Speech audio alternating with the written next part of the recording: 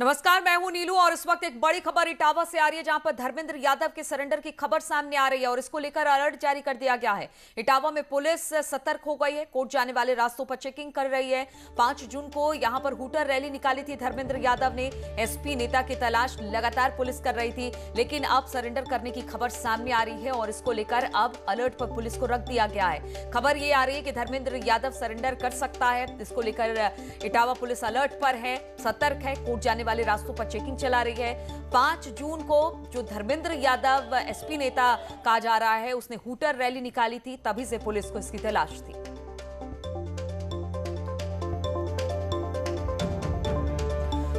बातचीत करने के लिए दिनेश शाक्य इस वक्त हमारे साथ जुड़ गए हैं। दिनेश, क्या खबर मिल रही है इसको लेकर? इटावा में जिस तरीके की तस्वीर देखी जा रही है, अदालत जाने वाले जितने भी रास्ते हैं वो सबके सब बंद कर दिए गए। पुलिस की कड़ी सघन चेकिंग चलाई जा रही है। जहां पर खुफिया विभाग के लोग हैं, पीएसी बल है, थाना प्रभारियों, पुलिस कांस्टेबलों की तैनाती की गई है। एसएसपी चौराहे पर भी इसी तरीके की स्थिति है, डीएम चौराहे पर भी इसी तरीके की स्थिति है और इसी तरीके की स्थिति ईदगाह चौराहे पर भी है। तो पूरा जो कचहरी का और जो अदालत का कैंपस एरिया है उस सबको लॉक कर दिया गया है। और ये सब कुछ इस वजह से किया जा रहा है कि धर्मेंद्र यादव के समर्पण की खबर पुलिस के अधिकारियों को मिली है। हालांकि पुलिस का कोई अधिकारी इस सिलसिले में साफ तौर पर कुछ भी कहने के लिए तैयार नहीं है। इतना जरूर वो कहते हैं कि ये अलर्ट की गई है और अलर्ट के पीछे की वजह नहीं बता रहे हैं। लेकिन जो जानकार हैं खुफिया विभाग की तरफ से इस तरीके की जानकारी दी जा रही है कि पुलिस के अधिकारियों के पास ये इनपुट आया है कि धर्मेंद्र यादव किसी वकील के जरिए समर्पण कर सकता है और इसी वजह से ऐसा किया गया है। जो वकील लोग हैं वो भी ये बात बता रहे हैं कि इस तरीके की स्थितियां तभी होती जब कोई बड़ा शख्स जो वांछित है, जो फरार चल रहा है, वो समर्पण करने की स्थिति में आया हो या आने वाला हो, तब इस तरीके की स्थितियां बनती है। ठीक है दिनेश, बहुत बहुत शुक्रिया आपका। तो दिनेश बता रहे हैं कि किस तरह से धर्मेंद्र यादव के समर्पण की खबरें सामने आने के बाद पुलिस अलर्ट हो गई है और कोर्ट के आसपास की सड़कों पर अब वहां पर पुलिस बल तैनात कर दिया गया है। बहुत बहुत शुक्रिया आपका दिनेश।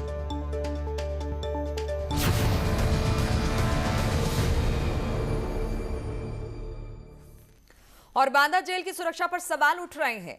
डीआईजी जेल प्रयागराज को अब इस बात की जांच सौंपी गई है। डीआईजी जेल संजीव त्रिपाठी अब इस मामले की जांच करेंगे। फरार कैदी पर जेल प्रशासन ने एफआईआर दर्ज कर लिया है। विचाराधीन कैदी विजय आरख जेल से फरार हुआ। बांदा जेल में ही बंद है माफिया मुख्तार अंसारी। ऐसे में सबसे बड़ा सवाल यही उठता है कि आखिर किस तरह से एक कैदी इस जेल से भाग सकता है और इसी को लेकर अब सुरक्षा पर सवाल उठ रहे हैं, जिसको लेकर अब डीआईजी जेल प्रयागराज को जांच सौंपी गई है। डीआईजी जेल संजीव त्रिपाठी इस पूरे बात की जांच करेंगे कि आखिर ये कैदी फरार हुआ तो हुआ कैसे। फरार कैदी पर जेल प्रशासन ने अभी तो एफआईआर दर्ज कर लिया है। विचाराधीन कैदी विजय आरख जेल से फरार बताया जा रहा है और हम आपको बता दें कि इसलिए ये जेल और हाई प्रोफाइल हो जाता है क्योंकि इस जेल में बंद है माफिया मुख्तार अंसारी।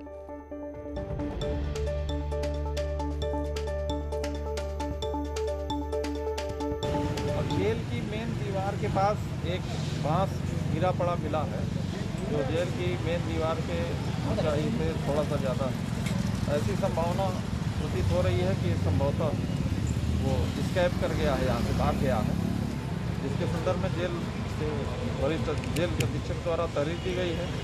इस पर अभियोग पंजीकृत करने की कार्रवाई की जा रही है। इस संदर्भ में उसके गृह थाने, चौकी, अन्य जगहों पर भी पुलिस की टीम रवाना है, उसकी तलाश जारी है। और इसी पर बातचीत करने के लिए अंकित त्रिपाठी फोन लाइन पर हमारे साथ जुड़ गए। अंकित, जिस जेल को कहा जा रहा था कि मुख्तार को रखने से पहले इसको बिल्कुल हाईटेक बनाया गया है, वहां से एक कैदी फरार हो गया। आप जांच की बात जरूर कह रही है, लेकिन सवाल तो बहुत उठ रहे हैं।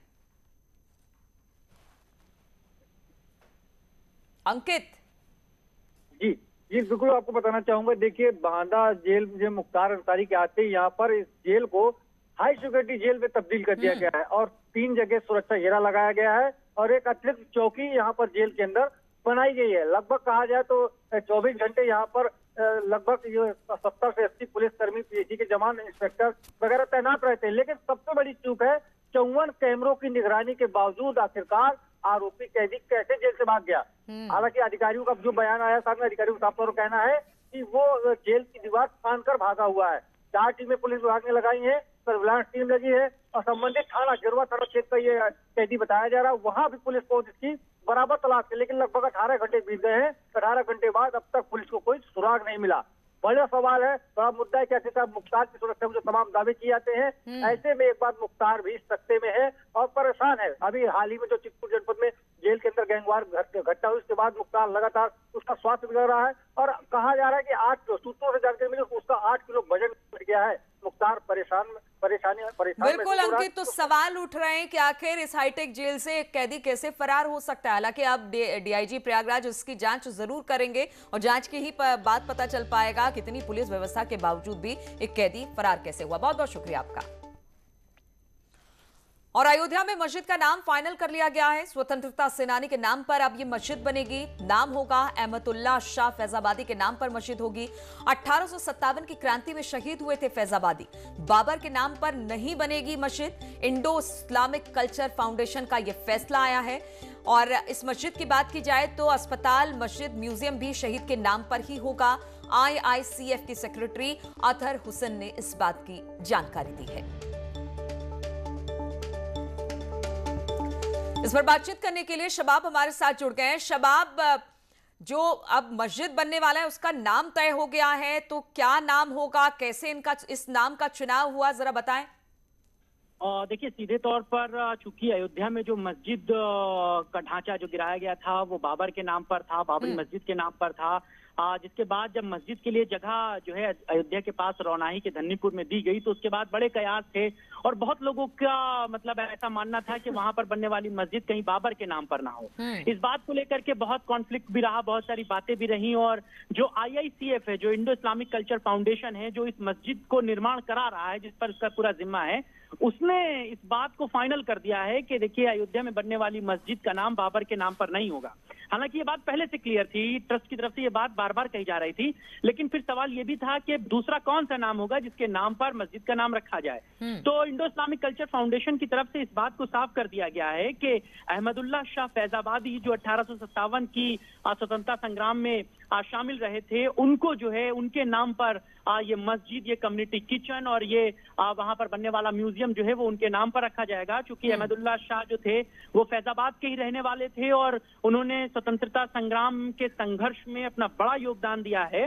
और इनके बारे में अतहर हुसैन से जब हमने पूछा कि अहमदुल्ला शाह के बारे में थोड़ा डिटेल क्या जानकारी है, तो उन्होंने बताया कि अहमदुल्ला शाह ने चूंकि स्वतंत्रता संग्राम में एक बड़ा हिस्सा निभाया था और फैजाबाद के वो रहने वाले थे। दूसरा ये कि अंग्रेज उन्हें कभी जीते जी पकड़ नहीं पाए थे। उनको पकड़ने के लिए 50,000 के चांदी के सिक्कों का उन पर इनाम रखा गया, जिसके बाद शाहजहां। बिल्कुल, तो शबाब, कहा जा सकता है कि इस बार जो मस्जिद बनेगी वो किसी विवाद में ना फंसे, इसलिए किसी ऐसे व्यक्ति और ऐसे चेहरे का चयन किया गया जिनके नाम पर इस मस्जिद का नाम रखा जाए और इसलिए फैजाबादी को चुना गया है। बहुत बहुत शुक्रिया आपका जानकारी देने के लिए।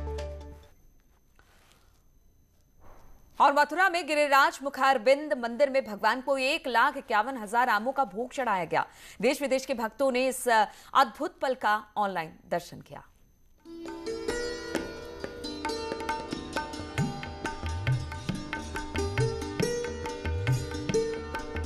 मथुरा के गोवर्धन जतिपुरा स्थित गिरिराज मुखारबिंद मंदिर में ठाकुर जी को 1,51,000 आमों का भोग लगाया गया,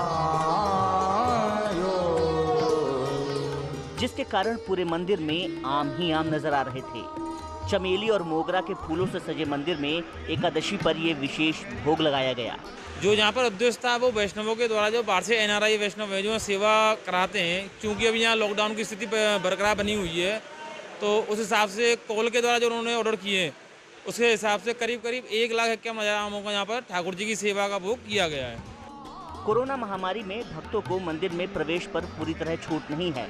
ऐसे में देश विदेश के भक्तों ने ऑनलाइन ही ठाकुर जी के दर्शन किए। ऐसा पहली बार हुआ है जब मंदिर में ठाकुर जी को 1,51,000 आमों का भोग लगाया गया।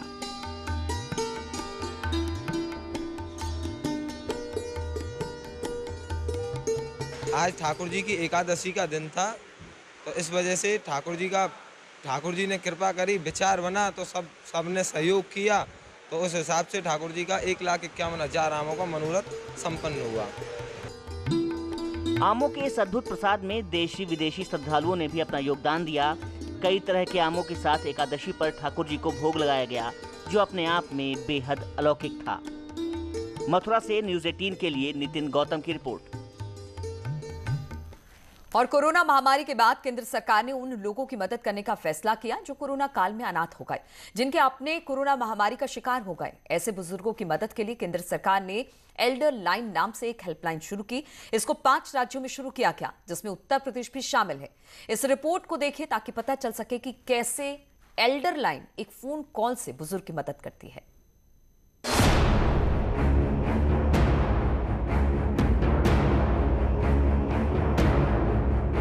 कोरोना महामारी के बाद जो तस्वीरें सामने आईं, वो हैरान और परेशान करने वाली थीं।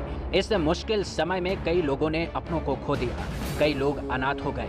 ऐसे लोगों की मदद के लिए केंद्र सरकार के साथ राज्य सरकारों ने मिलकर सहयोग का हाथ बढ़ाया है।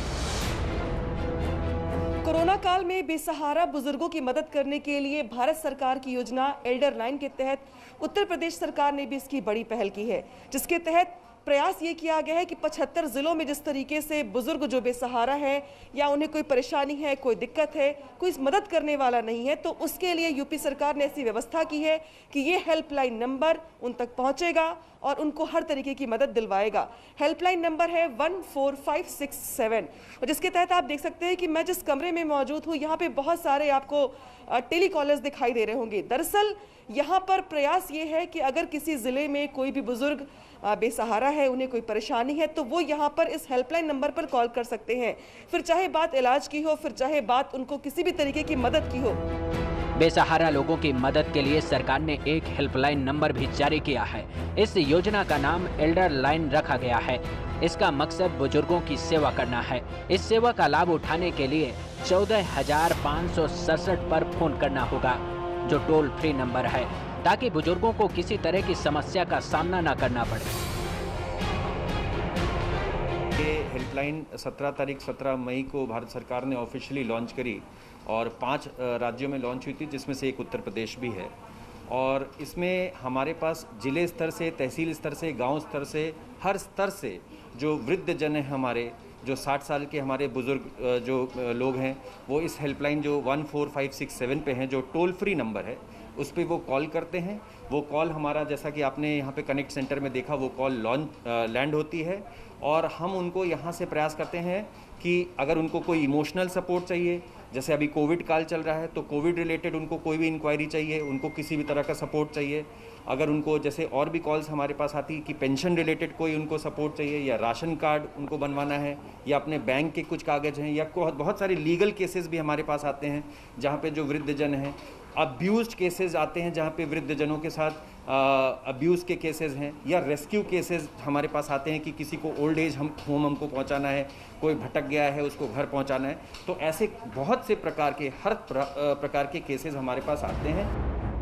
वैसे एक फोन पर कैसे लोगों की मदद हो पाती है, इस फॉर्मूले को जानने की कोशिश हमारी टीम ने की है, ताकि आप समझ सकें कि किस तरह से एल्डर लाइन काम करती है और कैसे लोगों को राहत पहुंचाती है।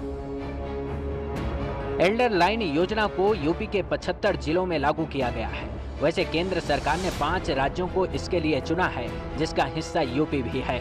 इसकी मदद से बुजुर्गों के स्वास्थ्य, सुरक्षा, सहयोग के साथ अगर किसी को वृद्धा आश्रम तक पहुंचाना है तो भी लखनऊ में बैठी टीम लोगों की मदद करती है।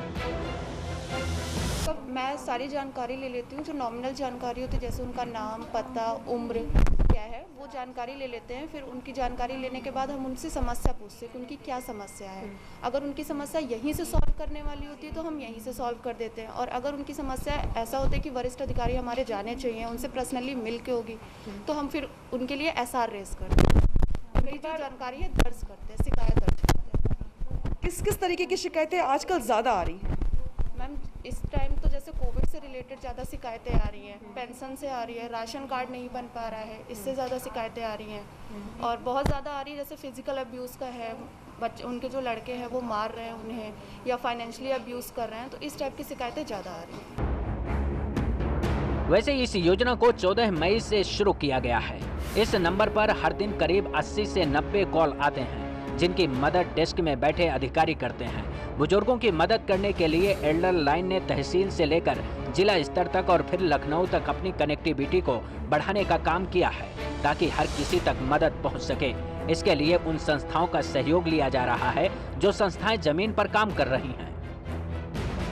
देखिए, ऐसा है कि आपने जैसा कहा कि कोरोना काल में बहुत लोगों ने अपनों को खोया है और ये बहुत दर्दनीय पीड़ाजनक ऐसी स्थिति आती है, हमारे पास आ भी रही है, जहाँ पे लोगों के पास खाने को मान लीजिए उनको समस्या हो गई है या पैसे नहीं हैं, आर्थिक उनको कोई मदद चाहिए या तो इस केस में क्या होता है, या उनको दवाई चाहिए, उनके पास कोई ऐसा नहीं है। तो जैसे मैंने आपको बताया कि फील्ड रिस्पांस ऑफिसर रहता है, वहाँ पे हम लोकल पार्षद लेवल से हेल्प लेते हैं। जो हमारे एनजीओ हैं, जो हमारे गैर सरकारी संस्थान हैं, जो वहाँ पे हैं, उन सब का डेटाबेस हमारे पास मौजूद है। हम उनसे समन्वय स्थापित करते हैं और लोकल स्तर पे जाके उनको जिस तरह से हम इमोशनली मदद दे सकते हैं, उनके साथ उनकी प्रॉब्लम को समझना, वो हम करते हैं।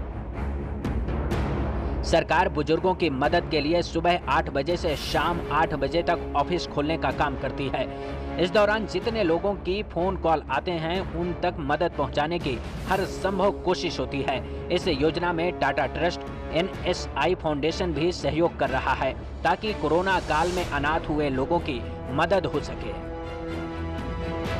अनामिका सिंह, न्यूज़ 18, लखनऊ। और रुकेंगे आप छोटे से ब्रेक के लिए।